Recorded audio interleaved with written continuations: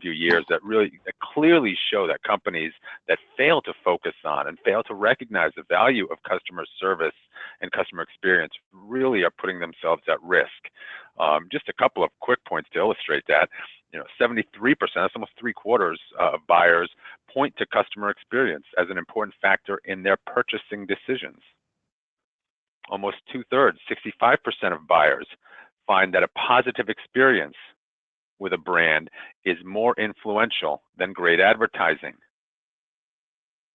And 70% of customers have said that technology makes it very simple to move their business to a competitor if need be. And we all know that customers today are much more likely than they ever have been to do that when their expectations aren't met. There's good news though. 86% of buyers are willing to pay more for a great customer experience. And even more, 70% say they've already made a conscious decision to support a company that delivers great customer service. The fact is, customers have said technology makes it easier for them to switch. Well, it also makes it easier for brands to excel at customer service, including doing things like personalizing experiences and engagements, giving customers their choice of channels, and creating a consistent brand experience across those channels. There is a traditional obstacle, though, in that customer service organizations are notoriously slow to adopt new technologies. I've always believed that is for good reason. They really have something they know that's worked for them, and they don't want to put those customer relationships at risk. But today, the time for delay is past. The customers aren't going to accept any longer anything but the very best in customer care, and that requires the best technology. So what's the answer? Well, that's really what we're here to dig into today, thanks to a little bit of a deep dive into what you could call the future of contact centers. Leading our conversation today is going to be Patrick Wright, who is Partner Success Manager at RingCentral. Patrick, welcome. How about a little shout out to our attendees and let us know a little bit about what you do at RingCentral. Yeah, good morning, Eric. Thanks very much, and thanks everyone for joining. As Eric put it, I'm a Partner Success Manager, and my goal day in and day out is to help our masters be more successful with our products and be more informative of what's coming out and how we can help them and how we can engage in all the different pieces of RingCentral, including channel harmony and many other things that folks that might be listening to this call know about. A little bit about my past, I guess, about the past 20 years. I've been in this space, and I started literally on the ground floor as a trainer in a BPO contact center, training agents. And then about, 10, 15 of those years, I've spent doing things like contact center automation. And then here I am today. And a fun fact, I guess I should tell all you guys is in my career, I've actually been part of companies that have been bought by larger organizations 5 times. So it's pretty crazy. But thanks for having me, Eric. Wonderful. Thank you, Patrick. Now, Patrick's going to be discussing some of the latest contact center trends with one of those partners that he mentioned, and that's going to be with Ray Hicken, who is Vice President of Strategic Partnerships for Contact Center at Telarus. Ray really brings a unique perspective on what's keeping brands from building those truly thriving relationships with their customers and how they can start to break out of those traditional models. Really looking forward to a wealth of insight from Ray. Hopefully it can help you as well move on from whatever legacy technology is keeping you back. Ray, welcome. Thank you for being here today. And now how about a few words of introduction for our audience from you? Thank you, Eric. It's great to be here with you today and appreciate RingCentral inviting me to take part in this and looking forward to the conversation. I think it's a relevant and important conversation. Like you said, I'm the Vice President of Strategic Partnerships and Contact Center for Telarus. Telarus is the largest privately held master agency in the globe. We are a global presence company. We have offices in Australia, Canada and continue to expand. And we have thousands of agents who are really 1099 or they're not employees of the company, but they use this as a broker to help them satisfy their customers' needs, and we become the source by which they get access to many wonderful providers that we work with, and one of them obviously is RingCentral, and we appreciate our partnership with them. So it's great to be here with you today. Well, thank you, Ray. Now, before I hand today's session over to Patrick, just a couple of really quick programming notes. You all hopefully will have some exciting questions for Patrick and Ray. You can submit those questions to us at any time using the interfaces on your screen, slightly different depending on whether you're using a desktop or mobile, but I know that it is working because I've already seen a couple of questions coming in. So look forward to those. We have left some time in today's session for your Q&As. Also, if you missed something, want to revisit some of today's information, or you've got some colleagues or partners who you feel would benefit from today's session, we welcome you to share the on-demand version of today's webinar with them. That detail will be in your inboxes tomorrow. So with that, please welcome, and it's my pleasure to introduce again Patrick Wright from RingCentral. Patrick, it's all yours.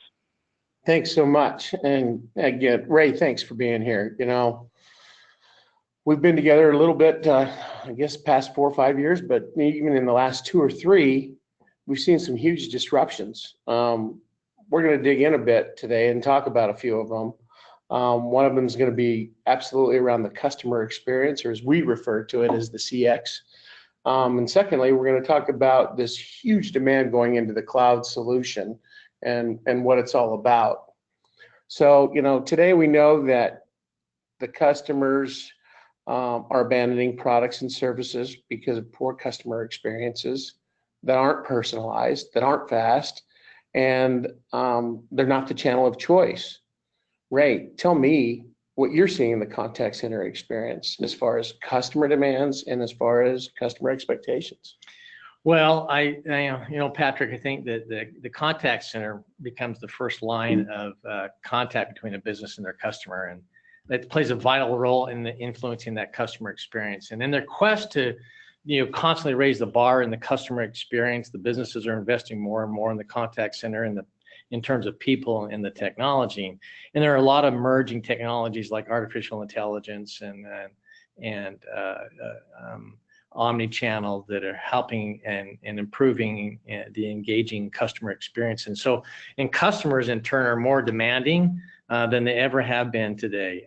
They expect to be serviced by a business, anytime, anywhere, and their patience sometimes can run short on a short leash. And so to stay relevant, these companies need to adapt and adopt these technologies that are faster for them and find different ways to connect with their customers and provide them a more personalized, seamless experience through all these different channels. So that's what I see is happening right now is the customers really positioning these all companies to be more responsive to how they like to be dealt with. Yeah, I see what you mean. So from your point of view, what's the expectation for the modern contact center from a business perspective? Well, I think there are a couple factors that are driving that. I think most of them will say, in fact, I just read some research recently, obviously the most important, the cost in a contact center is the people, and being able to optimize those people to be more effective is the most important thing for them. So profitability, it becomes very key to the companies, and also the environment they work in, which has to do with profitability and growing revenue, is stability of the platform and security of the platform, and also really the ability for them to be able to communicate with the customer both externally and internally with many different types and ways. And so that could be in the form of portability in the communication process, the ability for companies to use mobile devices now to communicate. And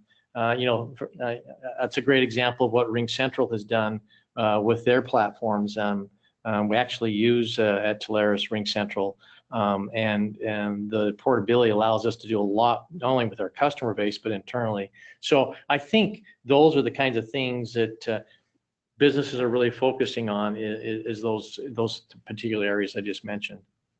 Yeah, you're right, Ray, and you speak about the Ring Central product. We actually use it to communicate with you as well. It's nice. We all jump on Glip and we can have some immediate conversations, and it's been really beneficial for us. So based on what we're discussing, the fact is organizations are just flat out asking more and more about their contact centers, as are their customers. So elaborate a little bit on it. What would you then say is stopping like modern organizations from moving their contact centers from premise to cloud? Well, that is a great question, because obviously that shift is happening.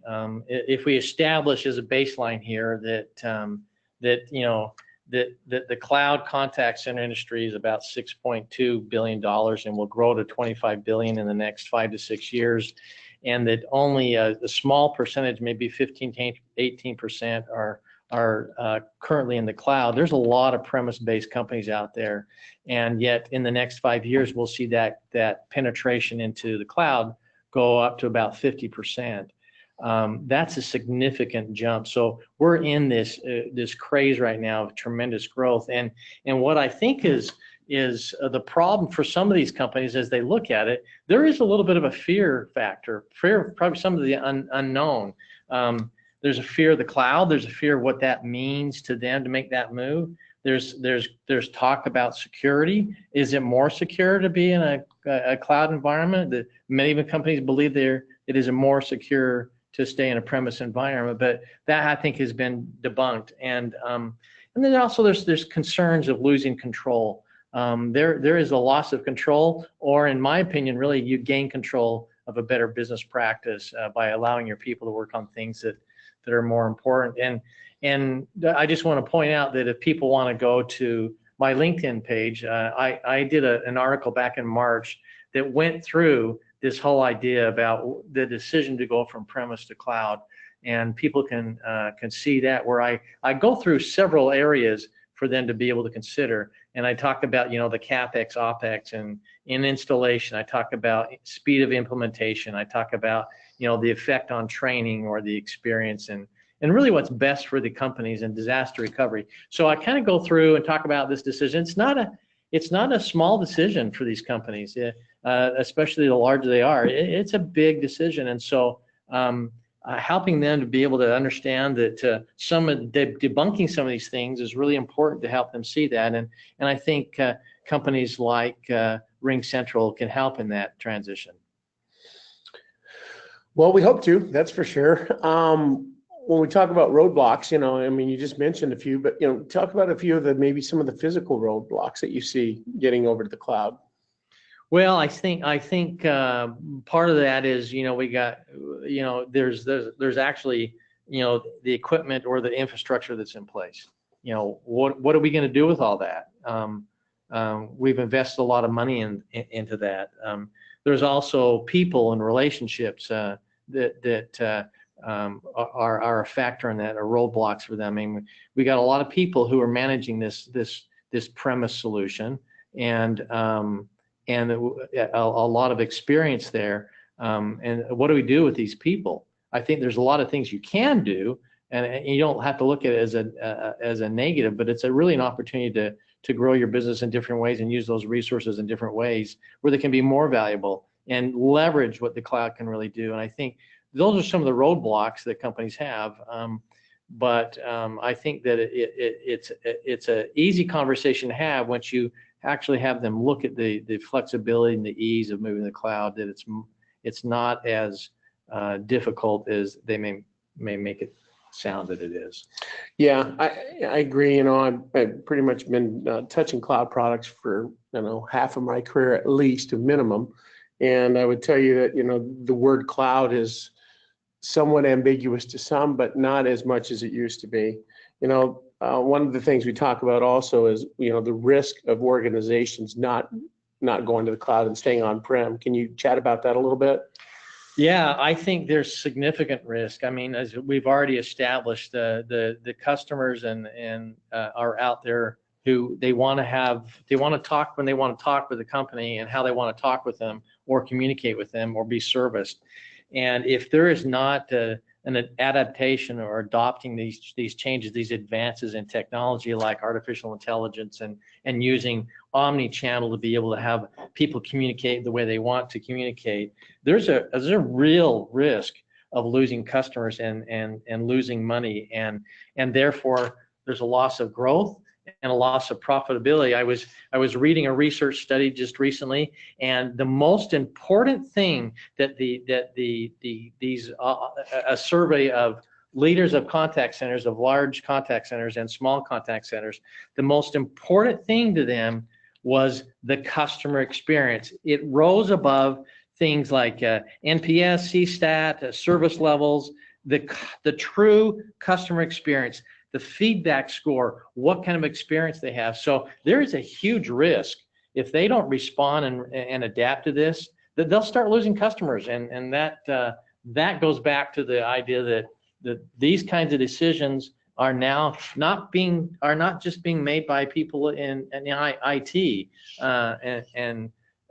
it's really people in business operations, people who are the CMO or the COO. They're looking at the financial cost of moving to a contact center platform that gives them the visibility and the understanding of their customer experience in ways they've never realized before. And I think that's pretty much the driver behind that. That's the risk for them staying in a premise solution.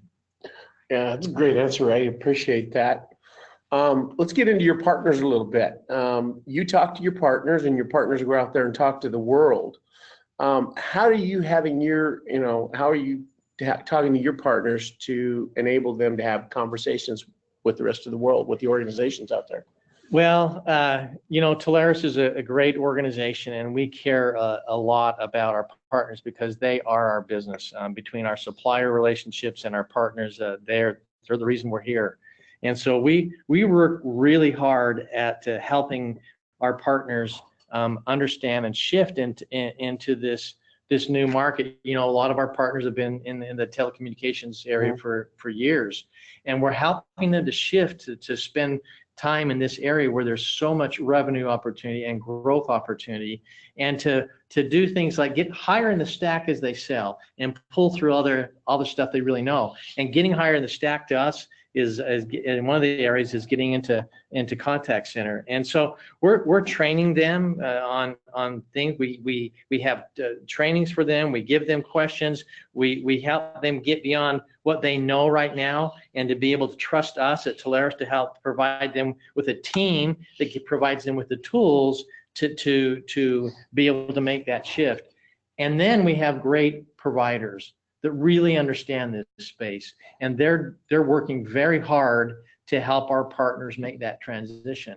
And we really lean on our providers to help with that transition. They're great at helping our partners to transition if they'll just go with them and let them be the quarterback on that relationship, because our partners have the relationships, and our suppliers and our Telarus team have the know-how, and we marriage those together, and I think we have a great outcome from that. Well, I'm going to blush over the computer here because I know that I feel very proud in saying that we're a big part of that, and we like to be out in the community and work with them as well, and we work with your partners as well as those customers, and we've been real excited at Ring to evolve with you. Let's just talk a little bit about the cloud. So how are you helping your partners today just understand all of these benefits inside the cloud? Yeah, so we spend a significant amount of time helping our partners get up to speed, and we actually have a tiered level of growth and understanding when it goes to cloud solutions and specifically cloud contact centers. So we do what we call TICs. They're technology innovation conferences all over the country, and we bring a number of providers into those TICs, and we give them a flavor of all kinds of things, whether that's UCaaS, that's CCaaS. We talk about security. We talk about SD-WAN. We train them on all, and we give them a chance to look at all the companies that would give them a feel for it, just a touch of it. Then beyond that, we say, if you want more on contact center, we're going to do some boot camps. And we spend a significant, and we're in the process of doing those all over the country right now. In fact, that's where I'm at. I'm on my way to do another boot camp. It's 2 down here this week, right? Two down in Texas.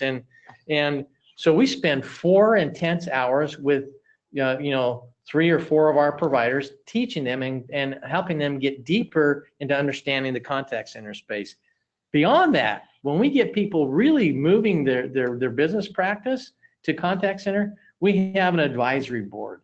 And it's all people on that advisory board who understand the contact center space. And we bring suppliers in UCaaS and in contact center, and we have conversations with them at a higher level and help not only the provider learn how to do business better in this space, but help our partners be able to be more successful in this space.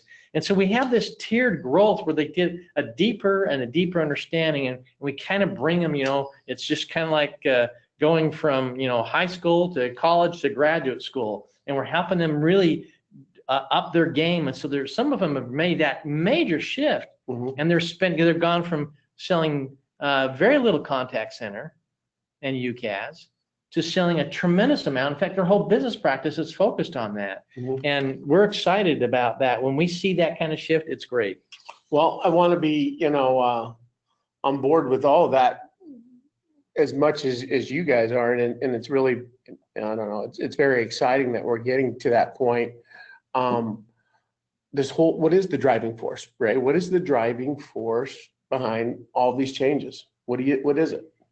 What do you see it as? Well, I think at the end of the day, like I said, I read a research study that the thing that they were most concerned about for these contact centers was profitability, saving the costs that are associated with that, and creating that customer experience, and those go hand in hand. And I think what's driving is the need to advance their technology. And I'll give you an example. I was talking with a very large contact center, has about 3,000 agents, and I was asking them. They've been sitting on a premise solution for a long time on an Avaya, and they said I asked them, why are you going through this whole process?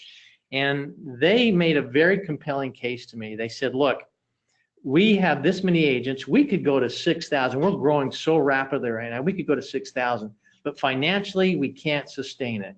The cost of having an agent is the most expensive part of the contact center, and we just can't keep adding agents. So what we decided to do is move to cloud technology that gives us the ability to adapt and change and to create a more efficient and more productive and a better customer experience for our customers. And we will be able to increase that efficiency and productivity of our agents for our customers and give them this better experience without having to add as many agents. So the technology is helping them to manage their costs and allow them to create more efficient agents who are maybe like, quote, super agents who only take phone calls when it becomes necessary and they want to talk to the customer, because people still want to talk to somebody. 85% of the people, when they have a problem, baseline things they're not worried about, and they can do little things within an IVR or not ever talk to an agent. But when they got an issue, 85% still want to talk to a person. So there's still a need for agents, but how you're using those agents is changing the way these businesses approach it. So let's talk about how they want to communicate. When you say talk, sometimes it is the physical voice, but we're seeing, this group under 30, 35 years old that are wanting to communicate with chat and, through social media. Talk a little bit about that. Well, I think, that there's this term called CX out there, or the customer experience. People call it a buzzword. I believe it's a revolutionary change in which people are businesses, contact center providers, and contact centers themselves are making the major shift to this idea of the customer experience. So what's driving that is artificial intelligence and being able to, for example, chatbots, and be able to machine learning to be able to understand when that customer calls in and starts saying things, we already know what we're going to do with them because we've already predetermined what that response is going to be based on using our chatbots. Or artificial intelligence allows us to be able to understand what that customer's thinking and doing, and even picking up tonality of their voice. If they get called and they get frustrated, by picking up some of their raised level of their voice, it automatically triggers through artificial intelligence to bring in a person to help solve that problem, a manager, without having to lose that customer. We through this artificial intelligence, we're able to do that. And then you bring in omni-channel, and omni-channel is ability for a customer to communicate however they want, whenever they want. Whether I want to be on a phone call with you and I want to move to text, and I want to still continue to communicate either with that same agent or keep that stream of that conversation from cradle to grave in front of somebody the whole time. So I don't lose that. The most frustrating thing for people is when you make a phone call, you get into a contact center, you're talking to somebody, and you get moved to somebody else or a different medium, and they say, now how can I help you? What's your name again? Yeah, what's your name again? And like, oh, you got to be kidding me. Right. And that drives people nuts. Well, with this artificial intelligence, with omni-channel, with data analytics, big data is huge right now. It gives companies an ability to give that customer the experience they want. So, quote, customer experience is a real phenomenon. It's a shift. It's a shift in the way people think and the way they approach their customer base. Yeah, and you talk about omni-channel, not to be confused with multi-channel, right? A big difference in the world. Very few companies are doing it. I know, Ring came out with its product called Engage Digital, which is absolutely focusing on that. You've seen a little bit about Engage Digital. What are your thoughts there? Well, I think it's an incredible decision that RingCentral made to make the acquisitions they have and what they've done to invest in that, because it is clearly the number one driving thing right now is the ability for a customer to be able to talk with a company the way they want to talk with them and how they want to talk. It's overriding with this age of millennials and the X generation or whatever generation, I don't know. I'm not in either of them. But the way they talk and the way they communicate now, it's just phenomenal. They have really a clear preference of how they communicate, and sometimes that's not with a person. Right. That's with a machine. Right. That's with text. I want to just talk to somebody that way. And so what RingCentral has done to invest in that has allowed them, I think, to further advance themselves into a position where they can be really a legitimate player in helping these companies as they make this shift. So immediately, what are the benefits that you're going to see in these organizations when they shift to this cloud? What are right now things are going to pop? Well, I think you're going to see you're going to see more profitability. I really believe that. I think you're going to see the companies are going to see more visibility about what's really happening in their customer base, and then it gives them the ability to adjust and pivot much more rapidly, even on a daily basis, of how they communicate, because these platforms are so flexible and easy for them to be able to do that. We got to change the way we're talking to the customer, not in 10 weeks. We got to change tomorrow. So I think that so this concept of CapEx versus OpEx as you move from a premise to a cloud solution, that's a real conversation. There is real savings to moving to an operational expectation of the way you're running your business. And that is the new way companies are looking at it. It's not as a capital expenditure. They're looking at the operational expenses of monthly and how they can shift and adjust with the market demands. So I think also, again, as they move to these cloud solutions, it gives them better disaster recovery. And that's a whole other conversation, but it allows them to protect their customer base and their uptime, which is critical. And with the advancements now in the cloud, they're able to make those guarantees at a higher level. Well, you hit on the head my next question. It's right here. As contact centers are taking more and more proactive approach in revenue generating, which is really important. Contact centers need to generate that revenue. Than just a simple customer service helpline. How is this new strategy going to influence technology and change and adoption? Well, I think it changes the cost and the value to the customer. So when we talk about the customer experience, as we established, the agent is the most expensive part of the contact center. Mm-hmm. The technology is about 8% of that total cost, 8 to 10%. Right. So how you use that technology with your people allows you to invest differently with your people on floor, and that's where things like workforce optimization Mm-hmm. tools come into play to create efficiencies within the contact center.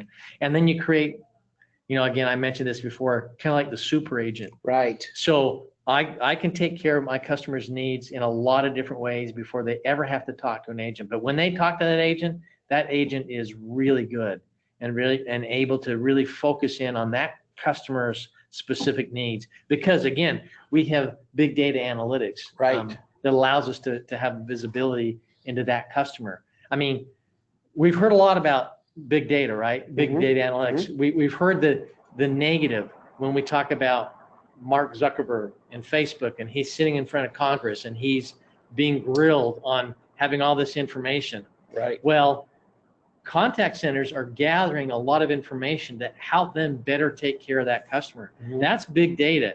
That's huge. That gives them some real strong ability to understand their customers in a way they've never understood them before. Mm-hmm. Voice and email are still the way majority contact centers actually communicate with their customers, still to today. But Crazy. We see this idea about going from artificial intelligence being adapted into a contact center, where 2 years ago, only 25% of the contact centers were thinking about it. If you do research today, now 75% are thinking about it. Mm-hmm. That's all about this whole shift that we're talking about. The influences of technology are affecting that customer experience. I bet you'll see some of that big data that you're talking about and that AI come to a point and start producing things like intelligent scripts. Yep. And things like that in the future. You won't no longer have to just build a Yep. script, but it'll intelligently be brought to you from all that data. Well, and I think artificial intelligence, for example, it changes workflows. The pieces of workflow in artificial intelligence that artificial intelligence affects. Like I think 54% of people, use artificial intelligence in texting and also in the live agent experience. And so I think these applications of these platforms that are out there, and there are lots of companies out there providing it, I think that it is changing that whole outcome. For sure. All right, these are some of my favorite questions I was thinking about. I'm a 200-seat person blended contact center, right? With a wholly on-premise system. Where do I begin? What do I need to do to start to migrate to the cloud? What is it? Well, I guess first of all, I'd say you got to know your options, right? You got to be willing to open the door and say, what are my options? What can I do in making that decision? And then as you open that door, you better be thinking about what your vision is for creating that better customer experience for your customer, and what are the financials that are driving what are your financial outcomes? What are you trying to drive at? So once you establish that, then I think it's really important for you to look at, as you look at the total cost of ownership, what are the tools that are provided, and there are a lot of tools out there, a lot of things, and at Telarus, we have a lot of suppliers, and RingCentral is one of them, who has a lot of tools innately to its own platform that can help in this transition. So I would say, let's go simple. Let's talk about how how we get to the point where we have the super agent, and then we use omni-channel and workforce optimization, and then look at the CapEx versus the OpEx. Elaborate on one of those tools, Ray. Elaborate on one of those Telarus tools that you guys are using today. Well, you know, we're using your tool. We're using that as a company. We use, like I said, we use Glip right now, and it has made us more efficient. So we have groups that we get in and out, and we talk in groups and collaborate together.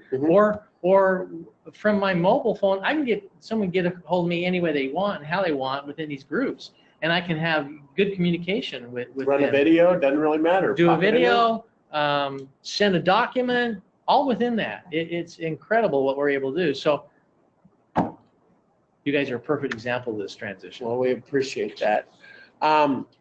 You want to build this business case, right? You're going to need to get the cash. You need to get people on board. How are you going to do that? What kind of how are you going to approach building that business case? What would you do?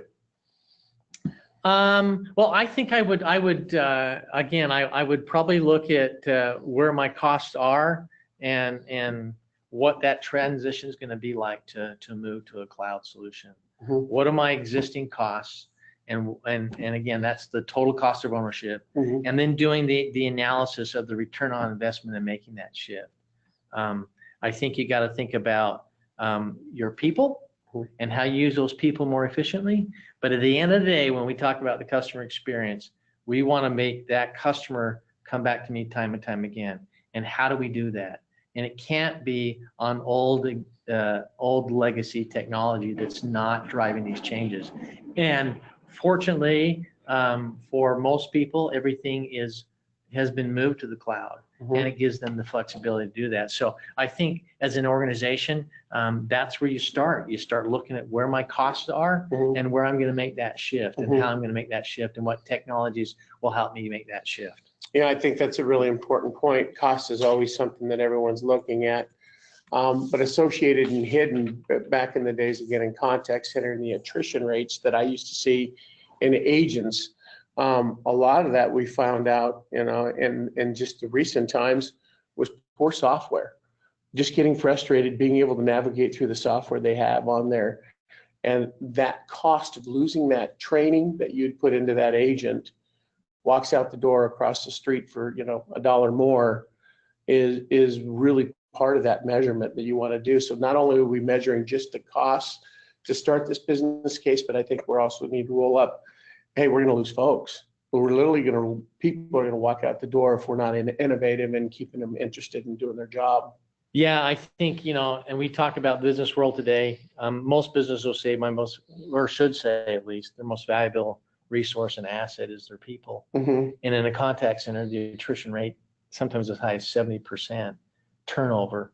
And so what you want to do is create an environment where those people enjoy working there and where they have a positive experience. And so again, there are cloud technologies and other technologies like performance management tools or gamification that are in these cloud solutions out there that allow them to have to give their agents or their customer service reps a better experience in their job. And so they can retain good people. And I think that's really important. I think you have to have not only a good experience for your customers, but a good experience for your employees. Right. If you want to retain them, if you don't want to keep going through the churn and burn of hiring new people all the time, you got to create that kind of experience. And that all has to be with how they feel and how they're treated, and the tools are made to make them more successful in their role. Couldn't agree more. Again, going back to my, you know, opening days back in the 90s of training agents and watching them cross that street when we knew that we had invested at that time, and I'm saying like 1998, we were investing about $11,000 in training per agent. And to see it walk across the street was just incredibly painful. Yeah.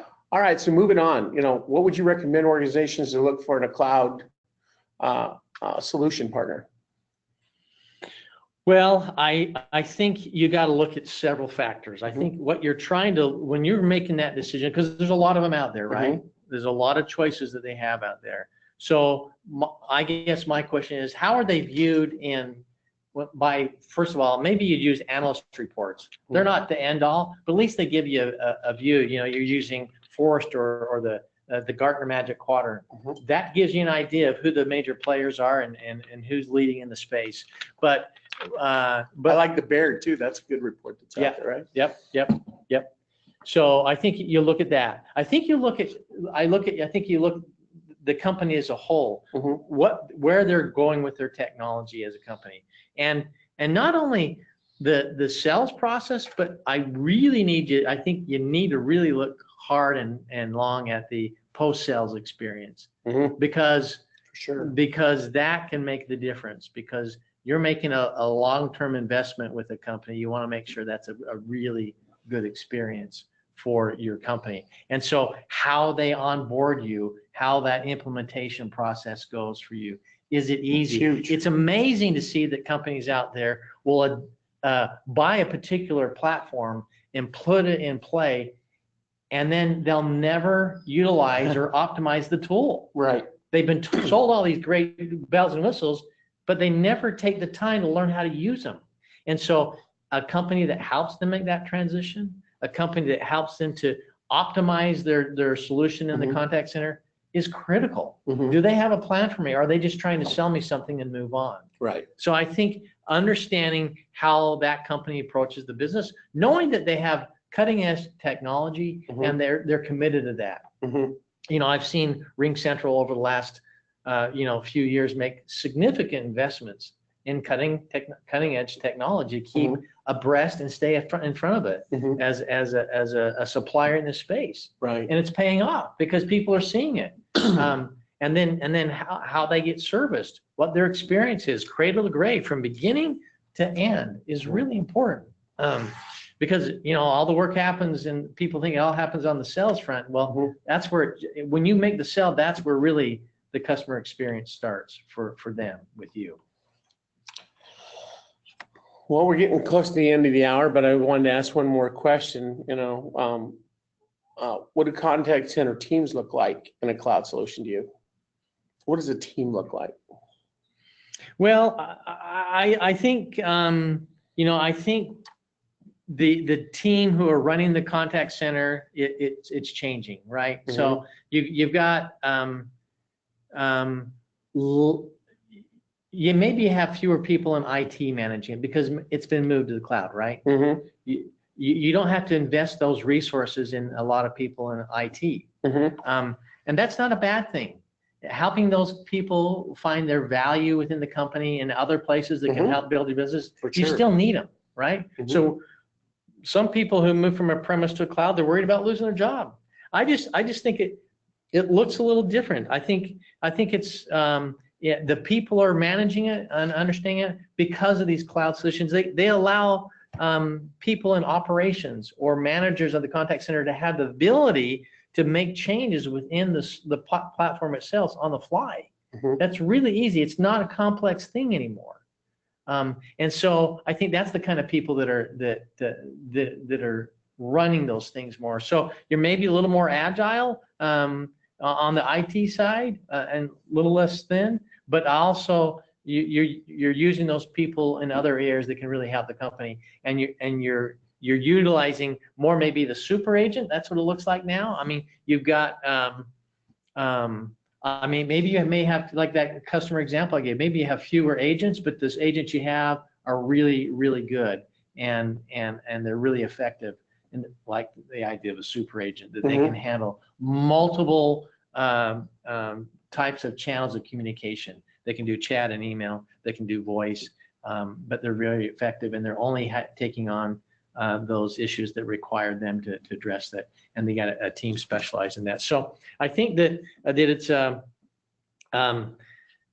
there's more happening on the front end with IVRs. So agents are more of in a blended environment. They're doing outbound and inbound, but their skill sets and with the solutions that allow them to do that. So I think those are some of the things that probably are driving those things. Absolutely. I think you kind of rolled both of those into this last question when we were talking about, the benefits. Absolutely, for the call center and such, but even the customer, it's just making everything a lot easier, being able to communicate in so many different ways. Yeah. At this point, I want to kind of jump out and do some Q&A, Eric, if you have some questions out there. Absolutely, gentlemen. Thank you. First and foremost, thank you for almost 3/4 of an hour of some fantastic insight. But yeah, we do have some questions coming in, and for those of you who haven't gotten them to us, please keep them coming. So let's start with this one. When you talk about migration to cloud, and in particular migration to omni-channel, if you're traditionally a voice first or voice only contact center, what are your thoughts on should they immediately focus on all of those channels that we talk about when we say omni-channel, or is there a phased approach that they'd be better served by implementing? I think that is a great question. I think that really goes back to your business case, for your customer experience. Like I said, the majority of people still do voice and email, and so when we talk about adaptations to different channels, although these companies have access to the tool, they're not implementing it. Right. So my opinion is, let's find how your customers like to communicate with you beyond the voice and maybe the email. Let's pick one of those and let's build it out, and let's make it really successful, and then add other channels to that. I think you can implement all of them immediately, but I think it's a little bit harder to do that. It is. Unless you get really good at it. I think you ought to pick, let's pick a couple of them. And it's pretty easy. The most common ones are text, right? People do a lot of texting, and again, creating chat to a more sophisticated chat platform. So I would probably do that, and that's what I would probably suggest. Yeah, I kind of agree with everything Ray said. Selling solutions has been big part of my life, and I would tell you that you just got to talk to your business that you're talking to. I mean, find out the way they want to communicate. Look at the demographic. What is the age? How old are they? You can kind of get a good idea. A lot of those folks, a little older, might want to chat or might want to talk, and a lot of the younger ones might want to chat or text. So, know your customer. Excellent. Thank you, gentlemen. So kind of following up on that, when you talk about omni-channel, AI, chatbots, and really kind of that whole shift in model with the contact center, kind of moving it to more of a profit center as a way of doing business, it really is a cultural shift within those businesses. How much training does it take to teach customers and teach us agents on how to use all these technologies better, more effectively, and really get to that level of ROI that they're looking for? It's a crazy curve. Some people that have been in the business and been in the technology or been a BPO and have grown with it a little quicker, they're used to the moving parts. Someone that's new, that's going more on the innovative side of things and doing some of the chatting and instant messaging and staying on the social side. That's where it kind of gets slippery. Again, some of the older demographic may not want to jump right to that, or may just, refuse to. And getting it back and forth, that training, it's a juggle, but genuinely, you saw it, Ray, over at Telarus when you guys all came on inside of us at Ring. Migration wasn't too bad. It was a pretty simple training to get everybody up and going. I mean, I know there were folks that did it within a couple of days, and a couple of folks that did it within a week or two. Yeah. Yep. I agree. So you guys talked about the concept of super agents going back a few slides or a few questions. Do you have thoughts or suggestions on how companies can reduce or even eliminate the whole jack of all trades and master of none kind of side effect, where companies are seeing that the more product knowledge that they give agents regarding different products, brands, services, what have you. They find the training becomes more difficult, the learning and development curve increases, and efficiency eventually decreases. Well, I think again, you go back to each individual business has its own business case that they're trying to create the right kind of experience for their customer, and some of that is handled really by the skill-based routing of these agents, and but I think that companies now have tools within their platform to help in while they're actually in the experience of being an agent, that they can actually have a learning modules where they can become more self-sufficient in some of the key areas for the company. But I think it really depends on the business and what their focus is. If they're a very technical company and a very technical product, you obviously have to have those technical skill sets, and you have to have the right people answering the call at the right time. And so I think the investment has to be in the right kind of people, first of all, and using the technology to improve that experience. Agreed. Eric, I know we're getting close to the hour. We have a few more questions. Absolutely, we do. Let's go. Here's an interesting one that probably isn't unique. We've got a listener who feels stuck because of their managed technology stack spans across various departments, and they're interested in hearing your thoughts on or suggestions on whether they should be looking at decoupling the contact center from the rest of the organization. In my world, in a ring world, I'll speak to it and say that, that's just the opposite. We're trying to keep all the communication and all that customer engagement in one world.